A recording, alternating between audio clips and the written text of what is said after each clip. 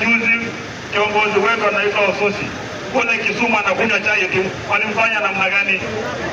Si walimpiga vibaya sana. Saa hizi hapa admitted, ako hospitali.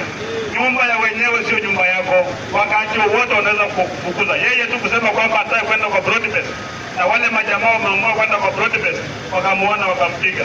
Sisi tumesema sisi na Wajaluo huwa tupigani, huwa tugombani, tunakaa pamoja kama mashemeji. Na siasa, wala ambao wako na siasa potofu wasikuja waanze kuleta uhasama kati ya jamii yetu.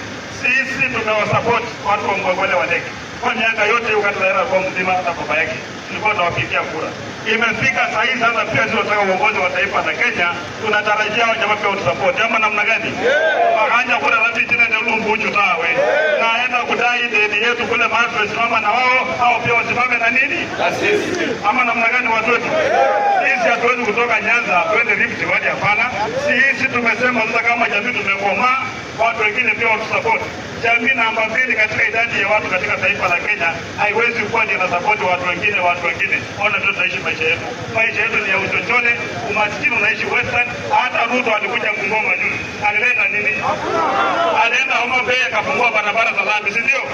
Wakati alikuja hapa Chwele alikuja kutukana viongozi wetu.